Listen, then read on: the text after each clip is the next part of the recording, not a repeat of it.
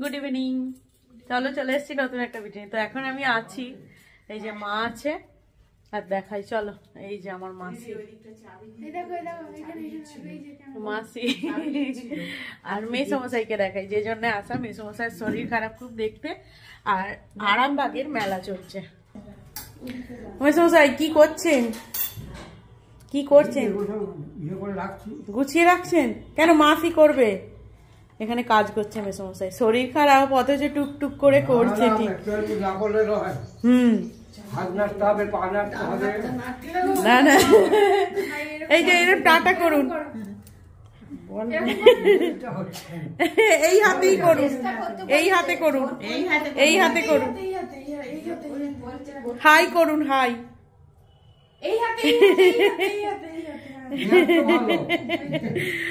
মেসমশাইয়ের শরীরটা খারাপ হয়ে গেছে, আর এই যে মাসি, এই যে তিনজনে, দুই বোন আর এই যে মাসি।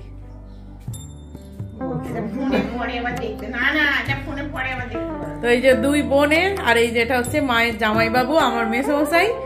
তো বাড়িতে এসেছিলাম ঘুরতে, দেখে কষ্ট লাগছে যে শরীরটা খারাপ, থাকতে বলছিল, চলে যেতে হচ্ছে। যাই হোক, মেলা দেখে পরে আসবো, আবার আসবো।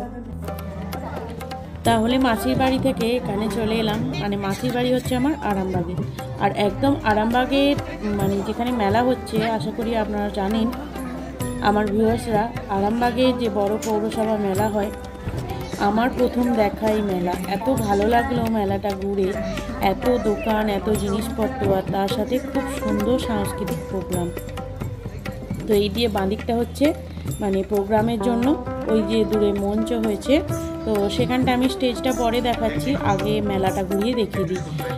বেশিক্ষণ থাকবো না, খুব অল্পক্ষণের জন্য আর কি এসেছিলাম।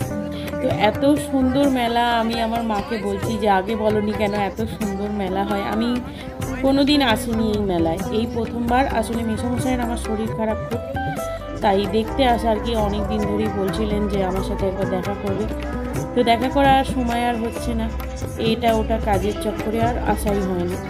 তাই ভাবলাম যে একটু 1-2 ঘন্টার জন্য হলেও দেখা করে আসি। তো গেছিলাম 1:30টার সময়, আর মাসির বাড়িতে 1:30টার সময় পৌঁছেছি, আর ফিরে এলাম। মাসির বাড়ি থেকে বেরিয়ে পড়েছি 4টে, 4:30 নাগাদ। তারপরে মেলা দেখলাম, দেখে 6টার সময় আবার ট্রেন ধরার জন্য চলে এসেছিলাম। ওই কিছুক্ষণের জন্যই ঘুরেছি। মনটা এত খারাপ লাগছে যে এত সুন্দর সুন্দর জিনিস, এত বড় মেলা দেখে মনে হচ্ছে ছুটে চলে যাই, আবার ঘুরে আসি, এত ভালো লাগছিল। তো বাড়ির সমস্ত কাজকর্ম সেরেই গেছিলাম, রান্না বান্না সমস্ত কাজকর্ম সেরে আবার এসে আর কি রাত্রে ফিরেছি 8টার সময়। ফিরে ট্রেনের জন্য বসে থেকে আর কি দেরি হয়ে গেছে। তো এখানে কত সুন্দর সুন্দর জিনিস দেখুন, খালি দেখলেই মন জুড়িয়ে যাবে একদম। এত ভালো লাগছিল, মনে হচ্ছিল এটা কিনি ওটা কিনি। আর মিষ্টি তো বায়নার শেষ নেই, খালি এটা ওটা সেটা।